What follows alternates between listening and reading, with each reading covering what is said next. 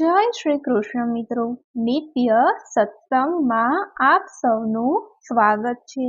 આજે આપણે સાંભળીશું ગરુડ પુરાણ સાંભળવાથી શું ફળ પ્રાપ્ત થાય છે તેની માહિતી। જો આ વિડીયો તમને પસંદ પડે તો લાઈક અને શેર કરી ચેનલને સબસ્ક્રાઇબ જરૂરથી કરજો। ગરુડ પુરાણ એ ભગવાન વિષ્ણુ દ્વારા ગરુડજીને મૃત્યુ સમયે તથા મૃત્યુ બાદ જીવોની કેવી કેવી ગતિ થાય છે તથા તેમાંથી પાર ઉતરવા માટે કયા કયા દાન કર્મો કરવા જોઈએ તેની માહિતી વિગતવાર કહીને સંભળાવી છે। ભગવાન શ્રી હરિ કહે છે કે આ પુણ્યદાયી પ્રેતકલ્પ સંભળાવનાર સર્વે પાપોમાંથી મુક્ત થાય છે। તે દુર્ગતિ પ્રાપ્ત કરતો નથી। મા કે બાપના મૃત્યુ પ્રસંગે જે પુત્રાદિક કે બાંધવો કે અન્ય સ્નેહીજનો આ પુરાણ સાંભળે છે તે સંતતિ પણ પામે છે। જેણે આ ગરુડ પુરાણ સાંભળ્યું નથી, જેણે ગયા શ્રાદ્ધ કર્યું નથી, જેણે વૃષોત્સર્ગ કર્યો નથી અને માસિક કે વાર્ષિક શ્રાદ્ધ કર્યું નથી, તેને પુત્ર કઈ રીતે કહી શકાય? પિતૃઋણમાંથી તે કઈ રીતે મુક્ત થઈ શકશે? તે માતા પિતાનો ઉદ્ધાર કઈ રીતે કરી શકશે અને તેમને કઈ રીતે તારશે?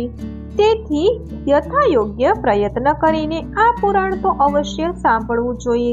આ પુરાણ સમસ્ત દુઃખોને ટાળનારું તેમજ ધર્મ, અર્થ, કામ અને મોક્ષ આપનારું છે। આ ગરુડ પુરાણ અત્યંત પુણ્યશાળી અને પવિત્ર છે।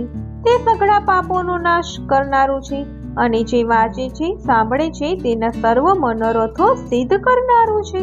ભગવાન શ્રી હરિ ગરુડજીને કહે છે કે જે ઉદ્વદેહિક કર્મ આ પુરાણમાં કહ્યા છે તે કોઈ પણ મૃતક મનુષ્યની પાછળ 10 દિવસ સુધી સાંભળશે તે સર્વે લોકો પાપોમાંથી મુક્ત થઈ જશે।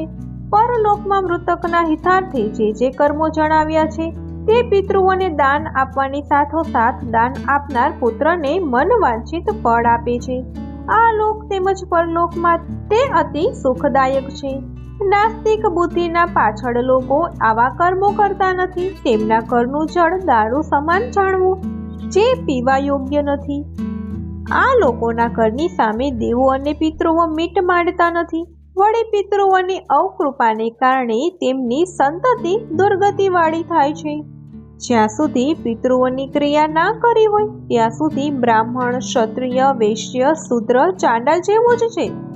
આ પુરાણ બ્રાહ્મણ વાંચે તો તેને વિદ્યા પ્રાપ્ત થાય છે, ક્ષત્રિય વાંચે તો તેને પૃથ્વી પ્રાપ્ત થાય છે, વૈશ્ય સાંભળે તેને ધનવાન થાય છે અને શૂદ્ર સાંભળે તો તે તમામ પાપોમાંથી મુક્ત થાય છે।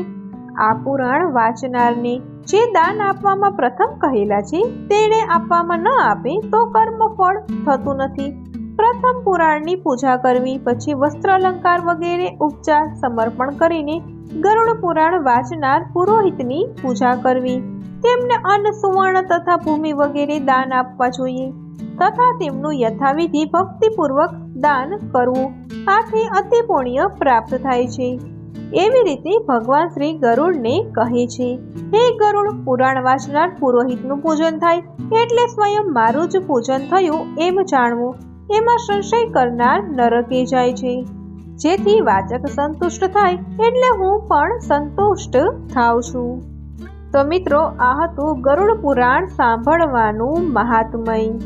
ગરુડ પુરાણ સાંભળવાથી મૃતકોને સદગતિ પ્રાપ્ત થાય છે અને તેમને યમયાતના ભોગવવી પડતી નથી। જો આ માહિતી તમને પસંદ પડી હોય તો વિડીયોને લાઈક અને શેર કરી ચેનલને સબસ્ક્રાઇબ જરૂરથી કરજો। જય શ્રી કૃષ્ણ।